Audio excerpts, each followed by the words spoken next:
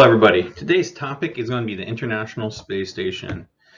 So what is it? What was the purpose? Well, the primary purpose is to establish a permanent home in space for us humans.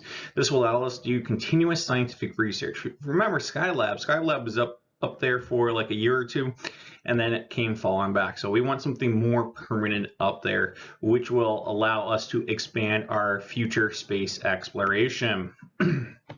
So, is it only the United States? The answer is no. We have the word international. So it's going to involve many different countries. There's essentially only one country on this entire Earth that is essentially not permitted on the International Space Station, and that is China.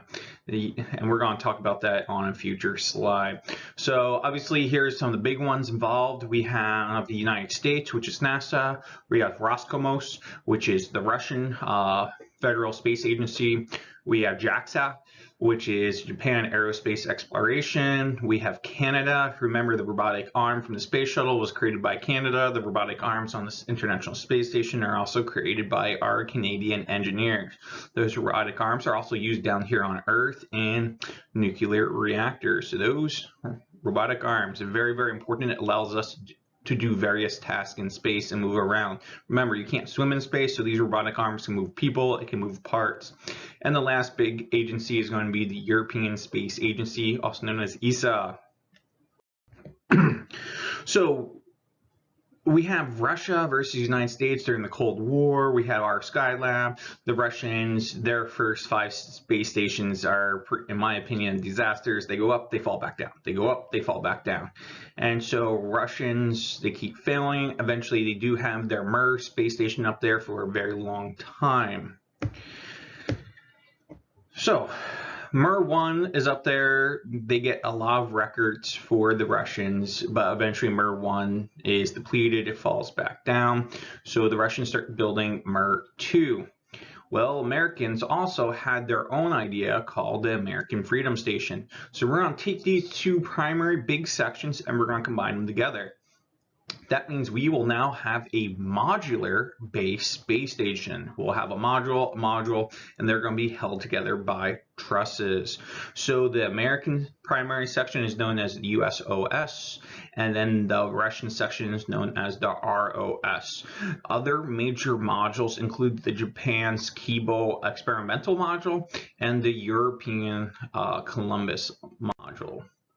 So how do we support the International Space Station? We got pilots up there, we have humans up there. They're going to need food, they're going to need water, they're going to need supplies.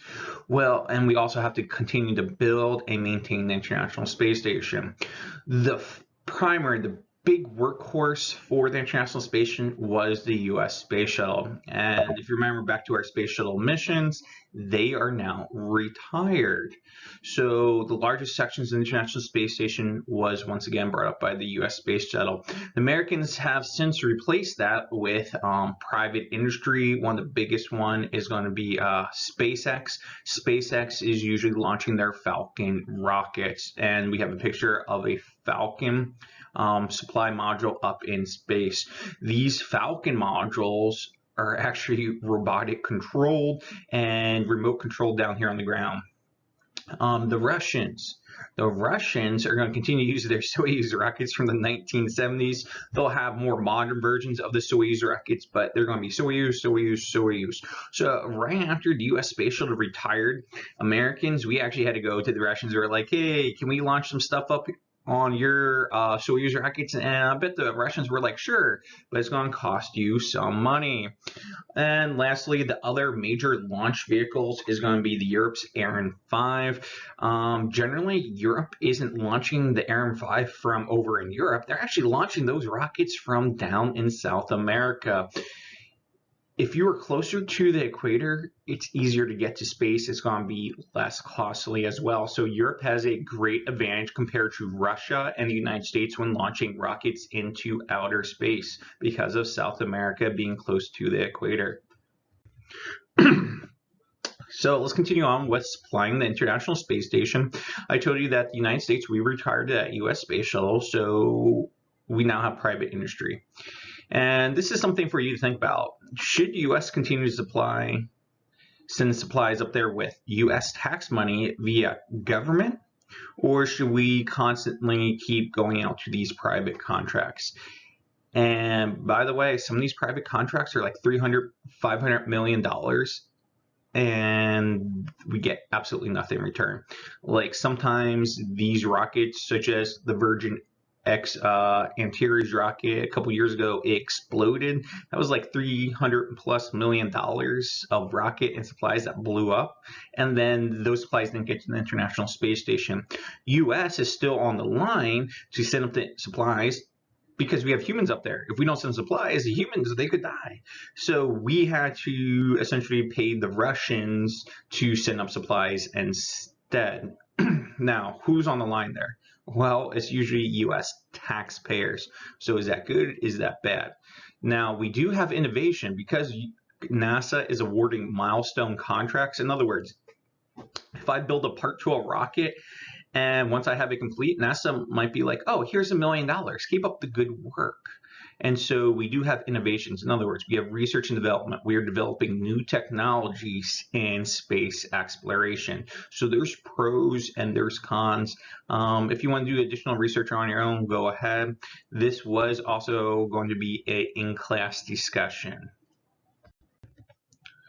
Here is a picture of the International Space Station in orbit. If you remember, the International Space Station is traveling about 18,000 miles per hour to stay in orbit. If you start traveling at like 17,000 miles per hour, you slowly fall back down to Earth. So let's get some of the basics with the International Space Station. I told you earlier, it's a modular space station. It's going to be a third generation modular station. It is actually large enough that you can actually go outside during certain parts of the day and night and actually see it streaking across the sky. Now, there is a website that tells you, hey, tonight go out at 7:13 p.m. and it'll be coming across the sky at such and such angle for 12 minutes. So if you do want to see the International Space Station, you can.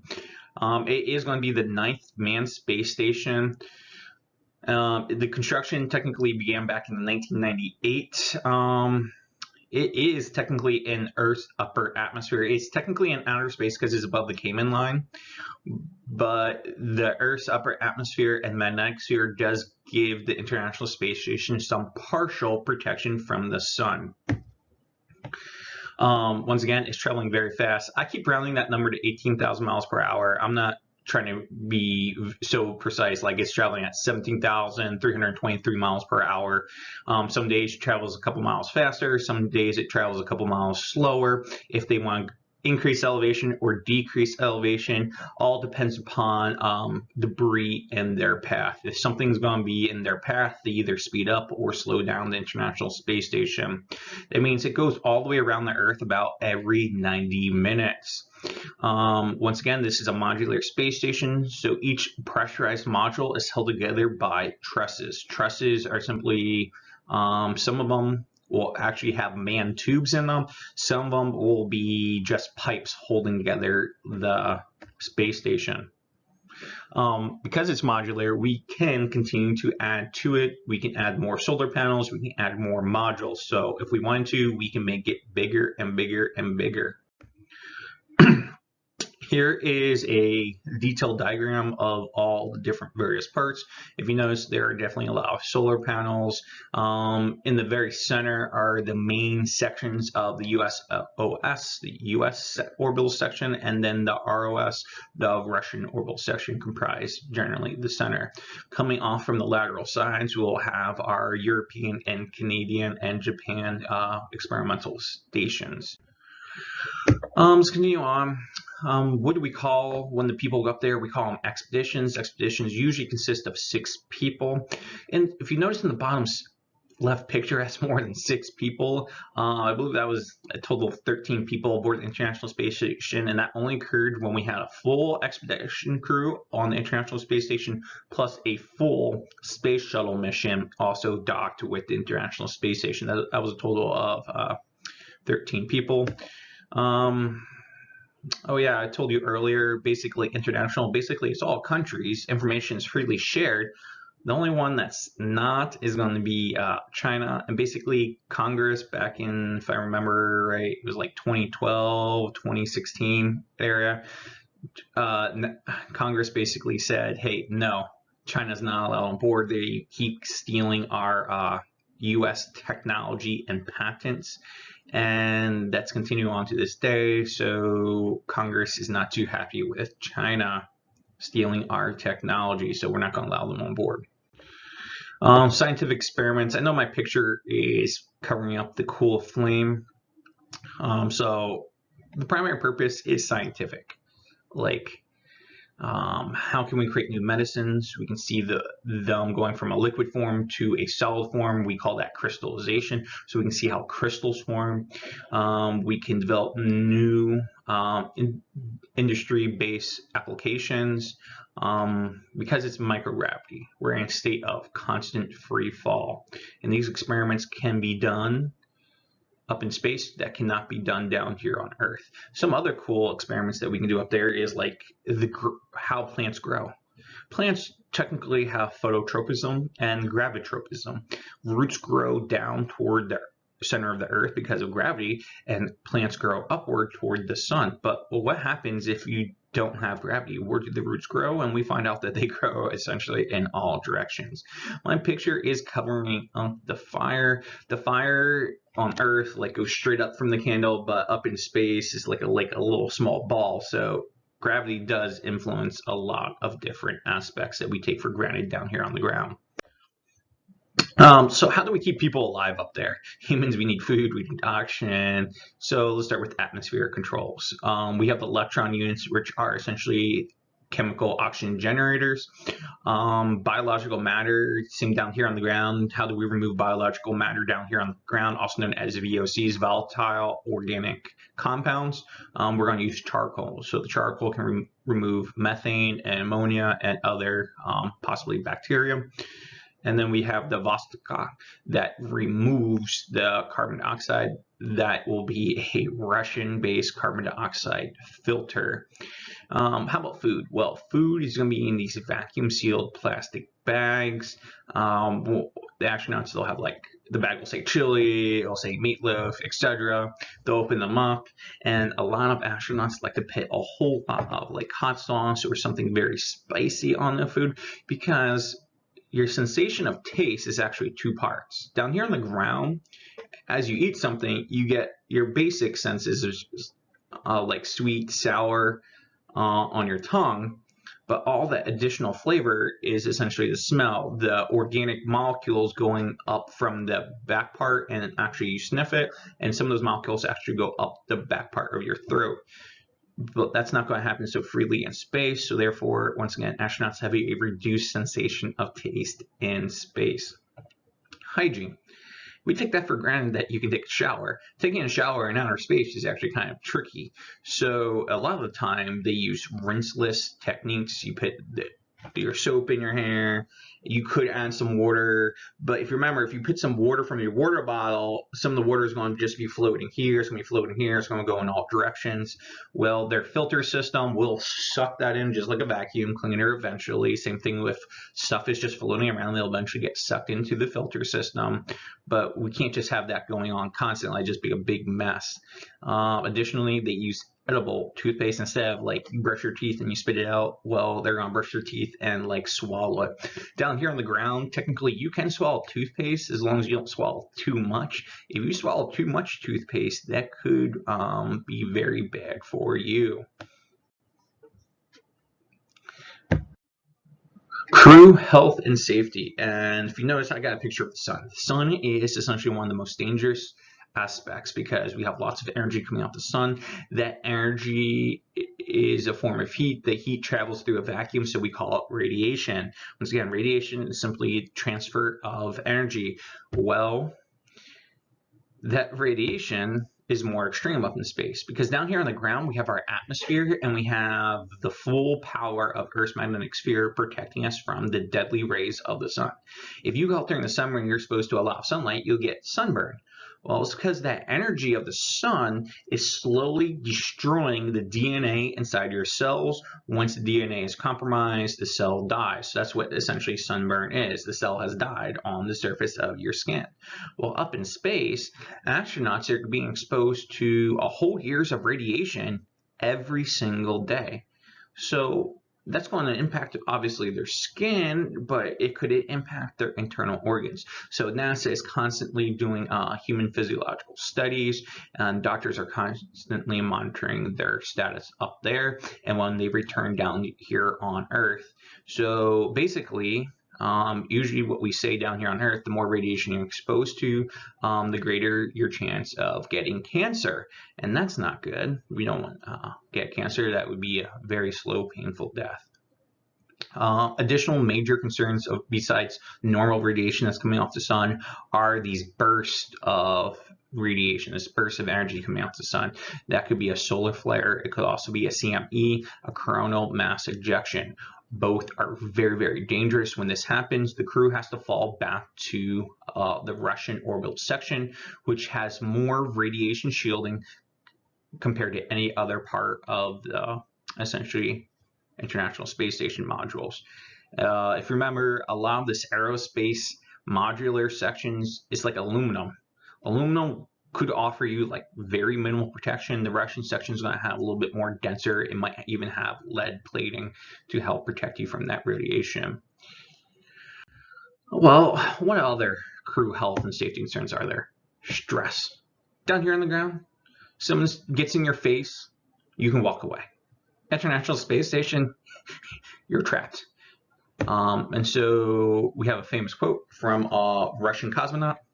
All the conditions for murder are met if you shut two men in a cabin measuring 18 by 20 and leave them together for 2 months. So we don't want the astronauts and cosmonauts killing one another up there because they're stressed out.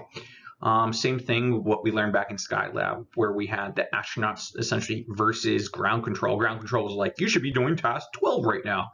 Astronauts are like, we're still doing task 6. Leave us alone. We're trying to get this done. And so we got to make sure we don't produce that extra stress. We also have stress that you're away from family. You have the reduced sensation of taste. It might be a little bit harder for you to sleep. So these are all major concerns. Additionally, we have people from different areas of the world. So we have different traditions, we have different norms. Here in the United States, we go around smiling. We take that for granted, like we're smiling. But if you go over to France, especially women shouldn't be smiling to strangers on the streets. That's considered inappropriate. But here in the United States, we consider it appropriate. So we have different norms with different people from around the world, and that could cause stress as well. Additionally, for crew health and safety is obviously what's going on inside you besides that stress, which will impact your health.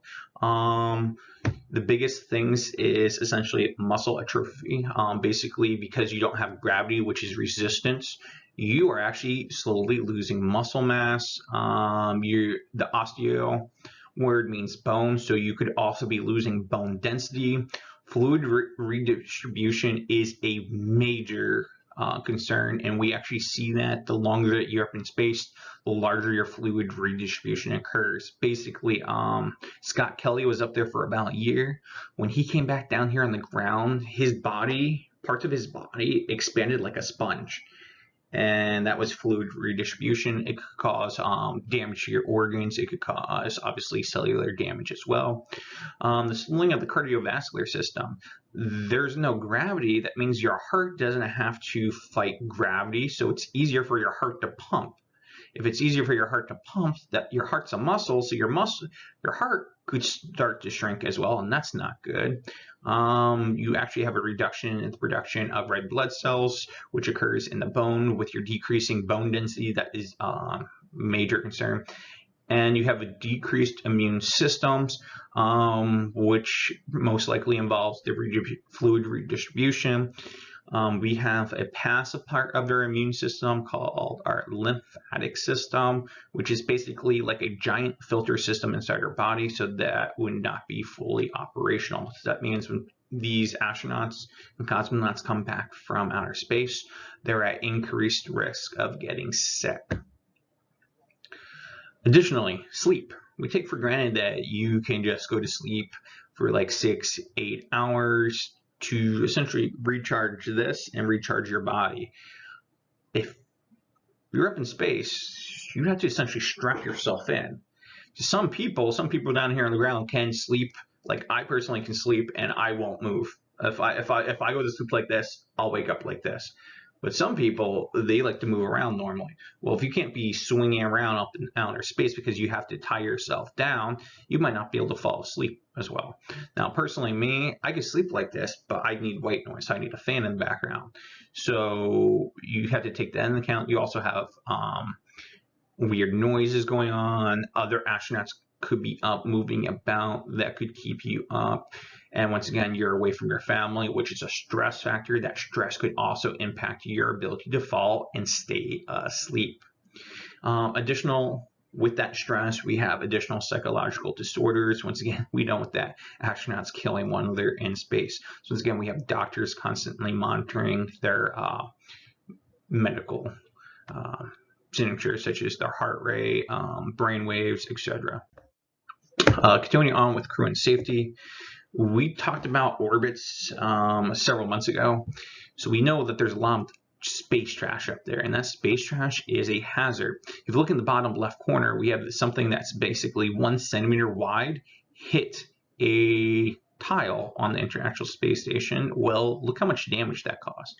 So on parts of the International Space Station, we have these impact tiles, and that's what we see in the bottom left. And the entire point of an impact tile is to absorb the energy of the projectile, so the energy expands outward instead of having that projectile go straight through the space station. If the projectile would go straight through the space station, that means we would lose air pressure and all the astronauts on board could die. And so something as small as 1 centimeter could kill every single astronaut up there. Now, because it's a modular space station, we'll have alarms going off. They'll probably have some time to start closing hatches and possibly get into their spacesuits. Now, you think getting in spacesuits is quick? It takes some astronauts sometimes 30 to 90 minutes to get into a spacesuit. And so that's not as quick as you might think. We could also do something called a dam debris avoidance maneuver, where we either increase or decrease the speed of the space station, which would either we go higher up or we go lower. And they usually do dams for like, oh my gosh, it's a big satellite that's coming at us. But the satellite can't move, therefore let's move the International Space Station instead. Minor emergencies, they usually fall back to the strongest module, which is going to be the Russian orbital section. Major emergencies, they actually fall back to the Soyuz spacecraft. So they usually have like 2 of them constantly docked there. Each Soyuz capsule usually can hold about 30 people. And so they're in there. Sometimes they'll close the hatch on the emergency craft and like just fly parallel to the International Space Station. Once the emergency is over, they can redock. But if the International Space Station all of a sudden during that emergency blows up, they can simply point the Soyuz at the Earth and come right back down. So let's talk about some of the final missions. Technically, International Space Station was originally built to last about 10 years and started back in like 2000, 2005. So like 2015 was the original, like, okay, by 2015, it's going to be done. It's going to die. Well, we then extended that deadline by 5 years. Then we extended the deadline by 5 years. The current estimate for the International Space Station is to last until 2025 or 2030. Now, parts do go bad, such as we were talking about the thermal protection system and like generating heat. Now, space, when you're in the shadow of Earth, is very cold. Several years ago, like the heating system on board broke down, and all the space crew had to perform emergency repairs over like the winter holidays, and so that made news several years ago. So, but if something could not be repaired, they could always hop into Soyuz spacecraft and return to Earth. Essentially, the International Space Station is the most expensive item that humans have ever built. it's not one big component. It's modular, but if we add up all the costs of all the components, it's like over $150 billion. That's crazy expensive. The other largest single most expensive item that the United States has ever built is actually our aircraft carrier. Our next generation aircraft carrier costs about $8 billion and usually takes about 2 to 4 years to build. And so there is a big difference in price. So once again, who usually foots the bill?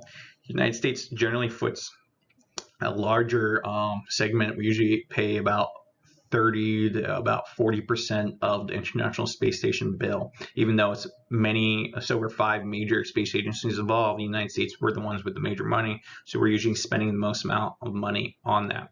Because NASA is spending so much money on that, that also potentially limits NASA's capabilities of doing other missions because they're devoting so much resources to the International Space Station.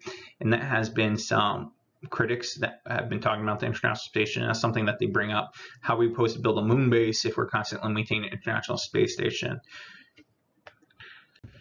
So let's continue on with the criticisms. Some people say it's a waste of money. The research value, yes, we get research, but it's too costly to gain that research, some people say. I was talking about the maintenance and maintaining the International Space Station, which limits NASA's future capabilities of doing other missions. And while we had our space shuttles, US was spending the most amount of money, and we're doing all the major work on the International Space Station. And we have the key word here, international. Why are we doing all the heavy work and heavy loads? Shouldn't other countries also get a heavy load once in a while as well? And so that was some major criticisms of the International Space Station. Now my picture is covering one pictures, but one of the big things that we get on the International Space Station is research and development, R&D. We have research new techniques of creating medicines. These medicines help keep people alive down here on Earth.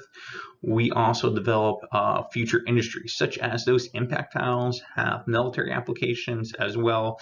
They have other applications, such as the cameras. If you remember back during the space race, a lot of you take for granted that little camera inside your phone, but that's actually like a micro camera.